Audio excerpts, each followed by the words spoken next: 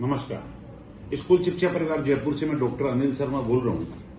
मेरे हाथ में अभी कार्यालय निरीक्षक प्रारंभिक शिक्षा राजस्थान बीकानेर सीताराम जी जाट जो आईएएस ऑफिसर है, डायरेक्टर हैं, आजकल उनके पास सेकेंडरी का चार्ज भी है, उनका एक लेटर पढ़ रहा हूं। और लेटर का जो सब्जेक्ट दिया गया, सारे डीओज को लेटर भेजा है उन्होंने 18873 नंबर से, जो क्रमांक है उनका, और उसमें दिए वित्तीय वर्ष 25-26 में किए गए आरटी पुनर्भरण बिलों के भुगतान की रिपोर्ट भिजवाने के संबंध में। अर्थात इसका मकसद ये है कि जो बिलों का भुगतान हुआ 25-26 में 1000 करोड़ रुपए की, जिनकी हम बात कर रहे थे, एक साथ जिनके भुगतान हुआ था, उस भुगतान के दौरान कुछ गड़बड़ियां पाई गई थी। आंतरिक ऑडिट है, मैं बार कल भी मैंने एक वीडियो जारी किया था। यानी विभाग ये जान रहा है वाकई में पैसा धनी के खाते में गया क्या, या कहीं और तो नहीं गया, या वाकई में कोई फर्जी स्कूल बना के ले रहा है। तो बेसिक जांच तो इस बात की होना है कि अगर किसी स्कूल में बच्चे हैं और उसमें भुगतान जा रहा है तो कोई दिक्कत नहीं, लेकिन स्कूल ही नहीं है, भुगतान जा रहा है, तो सरकार को सोचना चाहिए। सोचना, मैं धन्यवाद भी दूंगा हमारे एजुकेशन सेक्रेटरी साहब को, हमारे मंत्री जी को और मुख्यमंत्री जी को, कि उनका ध्यान इस भ्रष्टाचारियों पे है। शिक्षा विभाग में जो भ्रष्टाचार का एक अड्डा बना हुआ था वर्षों से, उसका ध्यान देने के लिए तीनों लोग तनमन से इस तरह की व्यवस्था में लगे हुए हैं कि गलतियां पकड़ी जाए, और उस दौरान पकड़े भी जा रहे हैं जो वर्षों से गलत हो रहा था उसको। अच्छा, आपको घबराने की जरूरत नहीं है। अब इसमें एक बाकायदा प्रपत्र भी दिया है, मतलब विभाग इस तरह इतना संजीदा है कि स्कूल से बदमाशी नहीं हो, इसके लिए उन्होंने एक प्रपत्र संलग्न करके दिया है डायरेक्टर साहब ने ये। और इस प्रपत्र में लगभग 10 कॉलम है।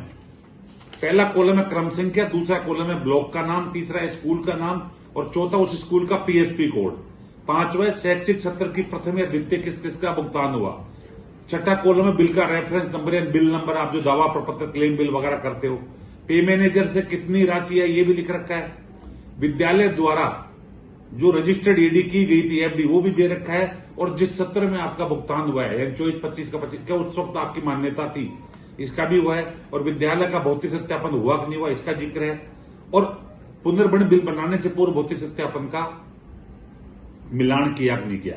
यानी इसमें कुल मिला के 10 कॉलम है। उन 10 कॉलमों का जब आप अध्ययन करते हैं तो मात्र उसमें दे रखा है प्रमाणित और सॉफ्ट कॉपी प्रसिद्ध कराए, यानी डीओ इसकी जांच कर ले इन सब चीजों की।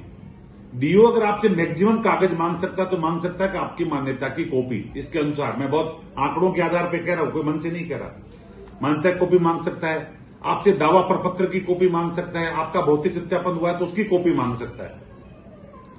इन 3-4 चीजों के अलावा वो आपसे बाकी इसमें कुछ मांग ही नहीं सकता, है ही नहीं। हाँ, आपके खाते में पैसा आया, जितना दावा बनाया उतना खाते में पैसा आया, वो खाते का अगर अकाउंट लेजर करते हो तो वो मांग सकता है। इनके अलावा बाकी का है ही नहीं। लेकिन मैं पढ़ रहा था हमारे जयपुर के जिला शिक्षा अधिकारी का, लगभग 50 चीजें मांग ली, ये करो वो करो वो करो। मैंने मेरे स्कूल का बना के साफ दे दिया इनके अनुसार कि मैं तो ये दे सकता हूं, बाकी आपके अनावश्यक सूचनाएं नहीं दूंगा, आप सरकार को भिजवा दें। मेरा सरकार से भी आग्रह रहेगा कि आपकी जो अच्छी नीयत है उसको नीचे के अधिकारी बिगाड़ रहे, इससे सरकार की छवि खराब होती है, हमारे मुख्यमंत्री जी की छवि खराब होती है, हमारे शिक्षा मंत्री जी की छवि खराब होती है, हमारे सेक्रेटरी साहब की और डायरेक्टर साहब की, ये चारों ही जो निर्णायक लोग हैं उनकी छवि खराब होती है। मैं डीओ से और जांच अधिकारियों से कहूंगा कृपया इनकी छवि खराब नहीं करें। ये ऑर्डर मैंने क्रमांक दिया है, ये इसमें दिख भी रहा है, ये मैं ग्रुप में भी डाल रहा हूं। आप इसके अधिक जांच कर रहे हो तो आप भी जानते हो आप गलत कर रहे हो। और आपका मकसद क्या था इस जांच का? सिर्फ और सिर्फ ये मकसद था कि फर्जी भुगतान तो नहीं आ रहा। तो उस फर्जी भुगतान के लिए आप हजारों चीजें चेक कर रहे हैं, इसका मतलब आप स्कूल की कमी निकालना चाह रहे हैं।